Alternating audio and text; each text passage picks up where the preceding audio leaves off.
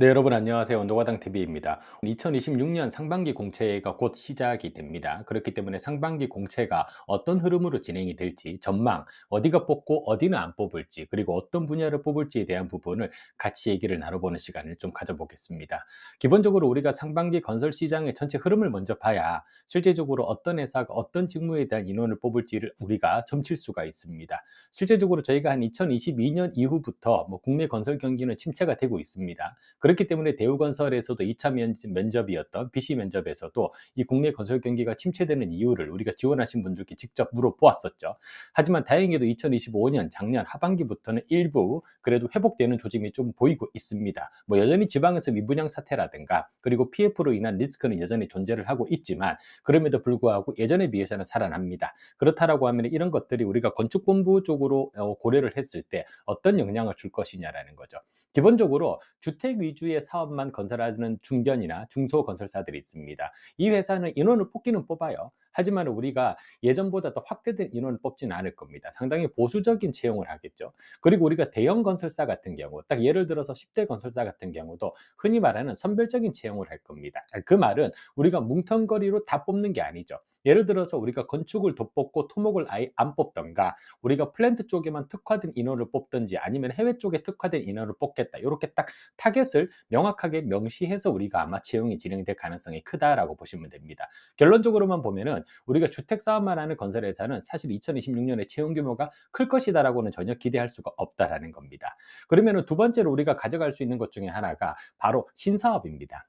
실제적으로 2025년 이후부터 우리가 건설사 채용에서 많이 등장하는 주제 중에 하나가 바로 신사업, 특히 그 중에서도 데이터 센터, 그리고 반도체, 그리고 첨단 산업에 대한 부분입니다. 실제적으로 저희가 롯데건설 그리고 우리가 GS건설 같은 건설사의 우리가 면접 때에도 데이터 센터와 관련된 어떤 시공 역량이라든가 그리고 이것에 대한 개념을 어느 정도 이해하고 있는지를 확인하는 질문들이 실제로 나왔습니다. 그렇다라고 하면은 내가 건축공학과를 졸업했기 때문에 나는 단순히 콘크리트나 어떤 골조 구조 같은 것에 대해서만 열심히 공부를 하고 가겠다라는 것보다 내가 지원하는 회사가 향동한 이곳에서 돈을 벌겠다라는 어떤 비전을 갖고 있기 때문에 데이터 센터가 최소한 뭔지 그리고 데이터 센터에서 실질적으로 적용되는 공법이나 이런 것들은 우리가 조금 알고 갈 필요가 있습니다. 기본적으로 이 데이터 센터와 관련해서 내가 어떤 학부 프로젝트라든가 공모전 같은 것들을 했던 경험이 있다라고 하면은 이런 것들을 우리가 언급해 주는 것도 상당히 큰 도움이 되지 않을까라는 생각이 들고요. 반도체를 제가 언급했던 이유는 기본적으로 현재 경기도 용인 쪽의 반도체 클러스터 쪽에서 우리가 뭡니까? 삼성이나 하이닉스 그리고 외국 반도체 주기기사가 현재 진행을 하고 있는 많은 프로젝트가 있습니다.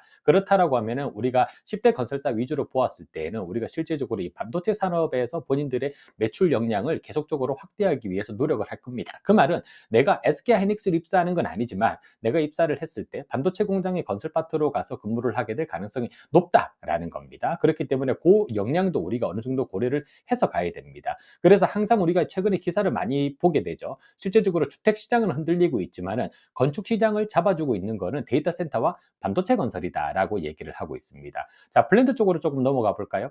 블렌드 쪽의 대부분의 현재 건설회사가 가져가는 모토는 신재생 에너지입니다. 실질적으로 현대건설이 발빠르게 뉴에너지 사업본부를 만들어내면서 해상풍력이나 LNG나 수소 관련된 뭡니까? 사업을 독단적으로 수행할 수 있는 조직을 이미 만들어 두었죠. 그렇기 때문에 기존처럼 우리가 오일가스, 예를 들어서 뭡니까?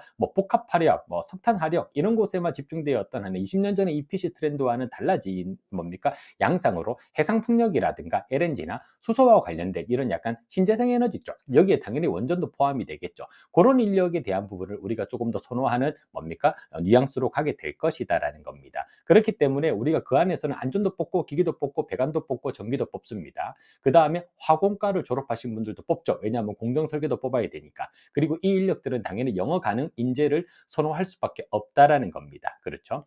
하지만은 이 부분은 상당히 양극화가 진행이 될 겁니다. 그 말은 우리가 실제적으로 플랜트 쪽에서 우리가 올해는 아마 토목이나 건축을 많이 뽑지는 않을 겁니다.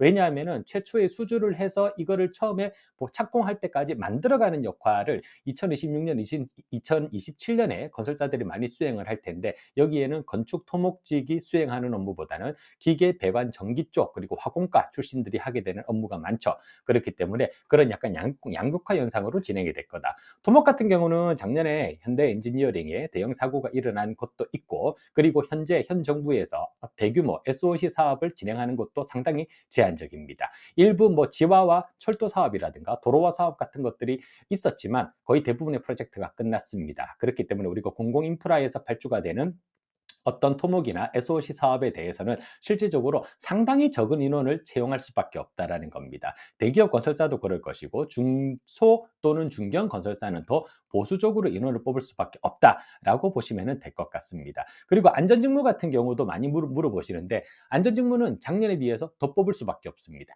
그렇기 때문에 제가 예를 들어서 현대건설에 지원을 할 때 건축사업본부를 1지망으로 한다라고 하면 2지망을 굳이 설계 쪽으로 빠지는 것보다는 안전직무 쪽으로 지원하시는 것도 하나의 전략이다라고 말씀을 드립니다. 작년에 포스코 사태, 현대엔지니어링 사태, 그전에 GS건설 사태, 현대산업개발 사태 등을 거쳐오면서 전 정부 그리고 현 정부 모든 정부가 실제적으로 건설회사가 잘 짓는 것을 떠나서 안전하게 짓는 것에 이 회사의 가치를 더 부여를 하고 있습니다. 그렇기 때문에 아무리 수익이 높아도 우리가 안전중대재해가 발생이 되게 되면 이 회사가 욕을 먹을 수밖에 없는 현실입니다. 그러니까 당연히 안전직무에 대한 수요가 더 늘어날 수밖에 없다라고 보시면 될 것 같습니다. 자, 그렇기 때문에 지금 방금 제가 설명드렸던 내용은 실제적으로 많은 경제지에서 나와 있던 내용, 그리고 실제적으로 이 회사에서 일하고 있는 현직자들과 직접 연락을 해서 그 현재 상황, 그리고 앞으로 나아가고자 하는 방향 같은 것들을 정리를 해서 설명을 드린 겁니다. 이미 뭐 충분히 이 내용을 이미 알고 계신 분들도 계실 것이고, 아니면은